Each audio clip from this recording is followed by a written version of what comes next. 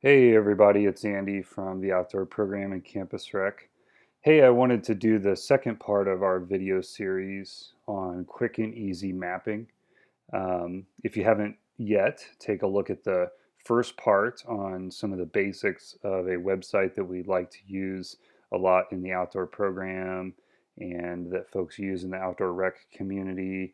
It's called caltopo.com. So jump onto part one of the video series if you haven't yet, where we go over just some of the basics of using that, how to save maps and add waypoints and get some cool information going on there.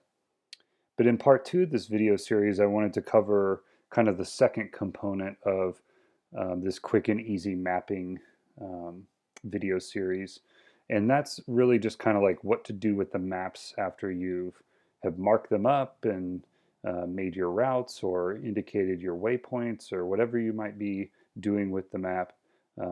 What to do with them after they're all marked up. So we're going to cover a little bit on how to take the maps and move them over to something like Google Earth Pro. Um, Perhaps we might print them off. We'll talk about that, as well as we'll kind of just I'll preview two of the premier apps for your phone that you can pull these maps up while you're actually out there snowshoeing or hiking or doing whatever you're doing out in the backcountry. So, yeah, like I mentioned, we're going to talk a little bit about three of those programs in addition to caltopo.com, which is the website we were talking about in the first part of the video series. We're going to talk about Google Earth Pro, and that's an app or a program that you can download for free onto your computer. I highly, highly recommend that you download Google Earth Pro. The regular Google Earth website is fairly good, but it's nothing compared to Google Earth Pro, which is completely free and very easy to use. The 3D terrain modeling in Google Earth Pro is second to none. So the other two that we'll get talking about is Enza and Gaia GPS. Those are apps you can get on the iOS or Android phone. Um, and we'll talk a little bit about those in a minute. But let's kind of jump back to the map that we were looking at and we made in the first video series. And that's this little map of the round trip hike of Gray Rock Mountain up in the Poudre Canyon, really popular hike up there. We've already got our waypoint made of where the kind of trails intersect up here in the upper meadow, and we did a track line here that did the whole hike round trip. So let's say that you wanted to perhaps print this map off. Well, the cool thing about CalTopo is that it has this print feature, and if you just scroll up to this print option here, you can go to print PDF or JPEG, and it'll take you to a new tab in your browser.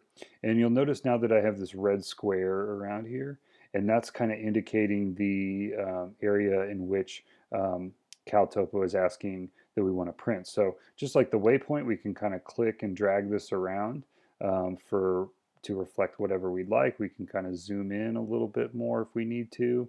Um, and there's some other things we can fix here, the page size, kind of the scale. It'll automatically pretty much always start at this scale here.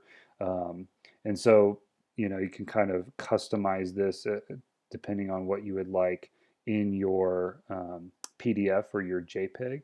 Up here, it's a JPEG image. I'm going to go ahead and select Geospatial PDF for this option here, and because I want it to be more than just a picture. But you could certainly choose JPEG if you want. You could put some grid lines in here if you want to, other things like that. You could change the scale or the portrait. The portrait could be, the orientation could be portrait or landscape, kind of up to you. But I'm just going to go ahead and click Generate PDF here, and it's going to put me into another tab. It usually takes just a little bit of time here as it kind of gathers its thoughts and puts what you asked for on to the page. So a little bit of Jeopardy waiting game here, hopefully it will show up here soon. Taking a little bit of time, but now it's loading. Awesome. Cool. So now this is a PDF, which you can, of course, print off and take with you if you'd like out into the field, out into the backcountry. It has the map oriented to north. And now we're kind of getting back to, using a physical map. And so if you're a person who kind of likes to have a physical map, then, you can certainly just print this off and put it in your day pack for the day. Put it in a Ziploc bag or something if you want to keep it from getting wet. It's got some measurements of the scale here, how far things are, as well as this QR code, which we will hold on to for a second. So that's how you can print. You can go back and create another one if you'd like. You could certainly, if you want to, zoom back into here and try to get more of that in there. You can change the scale, you could change the page size, all kinds of things. So the scale here was 1 in 186. We could kind of change the scale here and make it a little bit different size if we wanted to, maybe a little bit bigger or smaller depending on the scale of the map. You can see that red square now gets a lot bigger. If we want it to go a little smaller, we try to get it right there. It's probably the smallest, 1 in 12,000. And so you can see now that this will, if I were to create it, it would create a map that would show more of those topo lines in the PDF. So that's one way that you can print off these maps and use them. Or you can of course change the layer that we talked about in the first video and zoom in, get a little bit more of the topo lines. If you want those old USGS quads lines, you can just get those too and do the same thing. Just go up to print to PDF or JPEG and print them off and take them with you. So that kind of covers printing. We'll talk a little bit now about exporting these files. So basically when you've drawn on the map, you've created a new map. Like I mentioned here, you can save the map. And if you want, you can save this and then export it. If you want to export it to some kind of Garmin device, maybe you've got a Garmin InReach or something like that that you might use. You can just copy to a new map if you want to. Google Earth that we're going to check out here. So there's a couple of different export functions. If you do save this map, you have the option to get a link which you could share with a friend. Say that you're going to meet up with your friend and go hike a new trail and you want to send them a copy of the map that you've created and drawn on. You can certainly do that by saving it and sharing the link to your friends. You can publish that link out to your hiking buddies. But what I'm going to cover now is how to kind of take this and kind of overlay it into Google Earth Pro, which is another really super awesome feature of this process. So let's go back maybe to, let's use the Forest Service layer this time. So we're on the Forest Service layer, and I'm essentially going to kind of zoom out here a little bit. And essentially what I want to do now is I want to take this and overlay it into Google Earth. So what I'm going to do is I'm going to go ahead and go to print again, but I'm going to go to download KMZ or MBT files, MBT tiles here. And I'm just going to click that, and it's going to be very similar to the print window, except now you can recognize that red square is very much like print, except it's only going to be like by a certain tile here, so it's only going to allow me to kind of go these 4 directions. So I'm going to have to kind of change the scale here and change try to get these this red a little bit bigger. There we go. Probably yeah, kind of tough here. It's right on where I didn't want to go. Let's go to 100 here. See what happens. A little bit bigger. Well, let's make it small here and just for demonstration here of 1 in 24. See if it'll reset. Okay, there we go. So I got it to cover now this kind of area. And this is going to be the area that it's going to download and create a KMZ file. So you just want to go here and download a KMZ. And this should kind of show up now in my downloads here. And as soon as that um, downloads, I'm going to be able to essentially double click it. And I'll go ahead and open up this window here, Google Earth. So like I mentioned, the other really cool thing about Google Earth Pro is that it has this really cool ability to, see the terrain in 3D with the satellite imagery overlaid over it. And so here's Gray Rock. I've got Gray Rock um, uh, up on Google Earth Pro right now. And you can zoom in, zoom out. You get really close, almost too close sometimes. And you can see the trail here. Here was where our waypoint was at, and here's where the trail kind of comes up Gray Rock, and ends up kind of coming up here to the top. But now that I've got this open, I can essentially just take this file, and now that it's open, I'm going to double click on that. And it might take it a moment here to upload, but it's going to now overlay that topographic map onto Google Earth for me. So this is super cool if you're a real visual person like I am. I love to put these maps over the terrain and look at the topo lines and get a sense of where all the terrain changes are and things like that. And so this is really nice because you can now zoom in and you can use this little toggle switch up here to kind of look around. And it really helps you get a sense of where the trail goes and when it starts to climb in elevation and things like that. If you don't like this overlay here, it usually opens up in this temporary places. You can see that I've exported a lot of stuff from CalTopo onto Google Earth. But if you just want to turn it off, just click this little button here and it'll turn it right off or turn it on.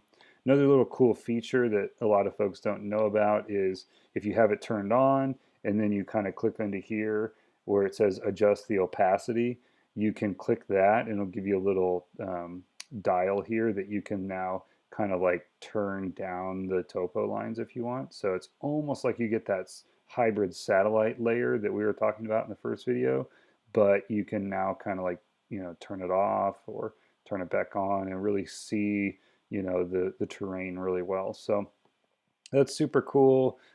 Super cool way to put the map onto a 3D image and put your work out there as being able to see it really in 3 dimensions. So that's another cool thing. Again, that's just using the function here on CalTopo of going to print and downloading a KMZ file. Now, if you do export the KMZ file or KML or print, that should all just show up in your downloads folder, whether you have a Mac or a PC. And you should be able to email that out to friends or email it to yourself if you want to use it on a different computer or something like that. So super handy, super easy way to put the map onto Google Earth. So the last thing I'm going to talk about is how to get this map onto your phone. It's really nice to have a printed map, of course, and to look at this and study this before you go out. But the thing that you may often want to have is the ability to pull this map up on your mobile device when you're out there in the backcountry. So I'm going to talk about 2 apps just very quickly that you can check out after this video and kind of make a decision for yourself if you feel like you want to give them a shot. One of them has a nice free option, and the other one has a little bit of a membership similar to like Spotify or something like that. But the first one I want to talk about is Enza, just Enza Maps. You can, like I said, get it on the App Store. Enza is really cool because it allows you to get the map pulled up on your phone. And essentially, you'll just be exporting the map from CalTopo as like a GPX file or a KM, or typically GPX, yeah, sorry. GPX file will be what you'd be exporting it as. And basically emailing that to your account or emailing that to yourself and then opening, double clicking that on your phone and then pulling it up. It'll typically, once you've got the app downloaded on your phone, it'll pull up that option to open up that file, just like, if you've used something like AirDrop or something like that. But Avenza is really cool. One thing that I really like about Avenza is in their free version, they have a ability to pull up the map as a PDF, and you can do that basically just by, it'll have like a plus sign in it, like import. I can't find an example of it here, but it'll have an ability to just import the map into Avenza. And one really quick and free, easy way to do that is by creating this PDF here. And you'll remember I created a geospatial PDF. If you take a picture of this QR code with Avenza, with the free version that you can get on iOS or Android, it will then bring up this PDF on Avenza. And then when you're out there, it will actually show you where you're at. So you can pull up the PDF on Avenza, and it'll be like, let's say you're starting out at the trailhead. It'll be like, oh, you're right here. And it will, start to follow you on your phone using your phone's GPS ability on this PDF. Now, you won't be able to go outside of this PDF, but you will be able to stay within the main area that you've downloaded onto the free version. Now, Avenza does have a couple of paid versions, which will allow you to, download bigger portions of the map. If you'd like, you're certainly welcome to check that out. But that's another low cost, I think pretty much completely free ability to download the map on your phone. The other app that I use quite personally a lot is Gaia GPS. It's one of the premier apps. It's very similar to Avenza. Has the ability to import the map and import all these tracks and lines and everything that you've created in your map. And it's well worth it if you're a person who goes out quite a lot, and it's also really worth it too if you want to start to track where you've been. Your phone will pretty much work almost anywhere. Not Don't take my word for it, but I've yet to really find a place in Colorado where I'm not able to get an easy GPS signal on my phone. And it'll begin to track, and you can download entire sections of maps onto your phone, and it'll pull up on your phone just kind of very similar to this. And just like Avenza, it'll ping where you're at, and it'll follow you, and you have the ability to kind of record. So it's cool if you like to record where you went, or maybe how much distance you went, or um, how many feet in elevation you gained in a certain day. If you're into hiking 14ers and stuff, it can be really nice. But Gaia is a nice, good program too. It does have a free version. I haven't checked that out, but there is just a basic membership too, which is fairly reasonable as well. So really nice. And yeah, do remember that you can use your phone out there. It's often a nice tool. One kind of pro tip to keep your battery nice and charged is turning your phone onto some kind of airplane mode. If you have your phone off airplane mode and it's trying to find a signal, that can often drain your battery pretty quickly. So I often carry one of those backup battery sticks in case I kind of drain my battery, forget to put it on airplane. But oftentimes, if you put your phone on airplane mode and run a program like Gaia, it will still track where you're at, and it will also not drain your battery. So you can actually, have your phone to take pictures and listen to music to, and whatever you'd like. And so go ahead and experiment with that and see what you like. And yeah, so I hope these videos were helpful for you in figuring out just a couple of really quick and easy ways to get some maps online and put them on programs like Google Earth, or put them on your phone. I encourage you to experiment with it and leave any feedback you have in the comments. Thanks.